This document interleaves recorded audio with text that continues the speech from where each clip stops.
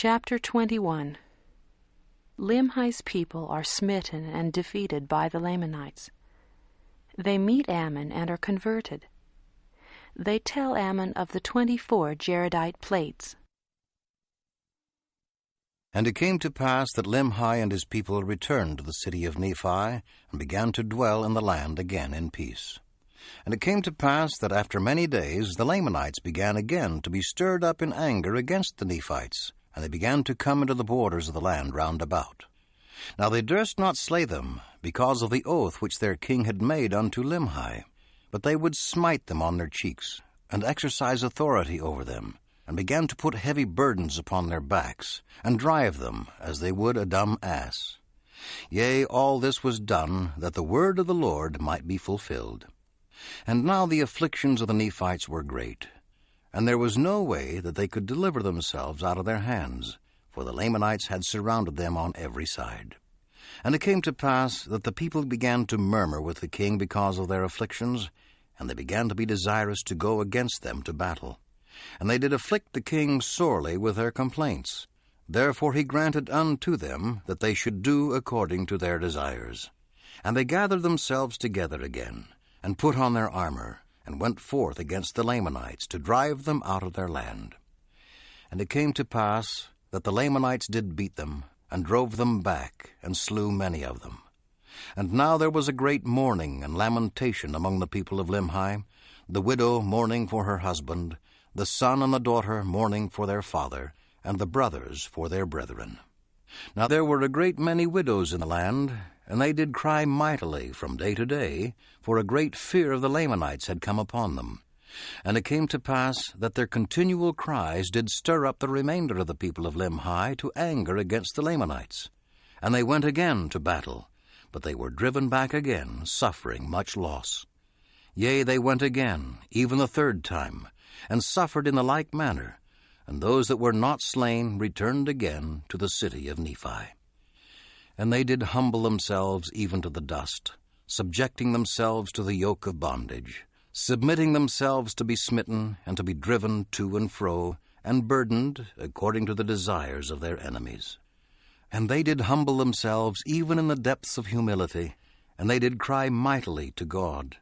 Yea, even all the day long did they cry unto their God, that he would deliver them out of their afflictions. And now the Lord was slow to hear their cry because of their iniquities. Nevertheless the Lord did hear their cries, and began to soften the hearts of the Lamanites, that they began to ease their burdens. Yet the Lord did not see fit to deliver them out of bondage. And it came to pass that they began to prosper by degrees in the land, and began to raise grain more abundantly, and flocks and herds, that they did not suffer with hunger. Now there was a great number of women, more than there was of men. Therefore King Limhi commanded that every man should impart to the support of the widows and their children, that they might not perish with hunger. And this they did because of the greatness of their number that had been slain. Now the people of Limhi kept together in a body as much as it was possible, and secured their grain and their flocks. And the king himself did not trust his person without the walls of the city, unless he took his guards with him, fearing that he might by some means fall into the hands of the Lamanites. And he caused that his people should watch the land round about, that by some means they might take those priests that fled into the wilderness, who had stolen the daughters of the Lamanites, and that had caused such a great destruction to come upon them. For they were desirous to take them, that they might punish them, for they had come into the land of Nephi by night, and carried off their grain, and many of their precious things. Therefore they laid wait for them. And it came to pass that there was no more disturbance between the Lamanites and the people of Limhi, even until the time that Ammon and his brethren came into the land. And the king, having been without the gates of the city with his guard, discovered Ammon and his brethren, and supposing them to be priests of Noah, therefore he caused that they should be taken, and bound, and cast into prison. And had they been the priests of Noah, he would have caused that they should be put to death. But when he found that they were not, but that they were his brethren, and had come from the land of Zarahemla, he was filled with exceedingly great joy. Now King Limhi had sent, previous to the coming of Ammon, a small number of men to search for the land of Zarahemla.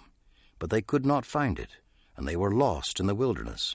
Nevertheless, they did find a land which had been peopled, yea, a land which was covered with dry bones, yea, a land which had been peopled, and which had been destroyed. And they, having supposed it to be the land of Zarahemla, returned to the land of Nephi, having arrived in the borders of the land not many days before the coming of Ammon. And they brought a record with them, even a record of the people whose bones they had found, and it was engraven on plates of ore. And now Limhi was again filled with joy on learning from the mouth of Ammon that King Mosiah had a gift from God whereby he could interpret such engravings. Yea, and Ammon also did rejoice. Yet Ammon and his brethren were filled with sorrow because so many of their brethren had been slain, and also that King Noah and his priests had caused the people to commit so many sins and iniquities against God. And they also did mourn for the death of Abinadi, and also for the departure of Alma and the people that went with him, who had formed a church of God through the strength and power of God, and faith on the words which had been spoken by Abinadi. Yea, they did mourn for their departure, for they knew not whither they had fled. Now they would have gladly joined with them, for they themselves had entered into a covenant with God to serve him and keep his commandments. And now since the coming of Ammon, King Limhi had also entered into a covenant with God, and also many of his people, to serve him and keep his commandments. And it came to pass that King Limhi and many of his people were desirous to be baptized, but there was none in the land that had authority from God. And Ammon declined doing this thing, considering himself an unworthy servant. Therefore they did not, at that time, form themselves into a church, waiting upon the Spirit of the Lord. Now they were desirous to become even as Alma and his brethren, who had fled into the wilderness. They were desirous to be baptized as a witness and a testimony that they were willing to serve God with all their hearts. Nevertheless, they did prolong the time, and an account of their baptism shall be given hereafter.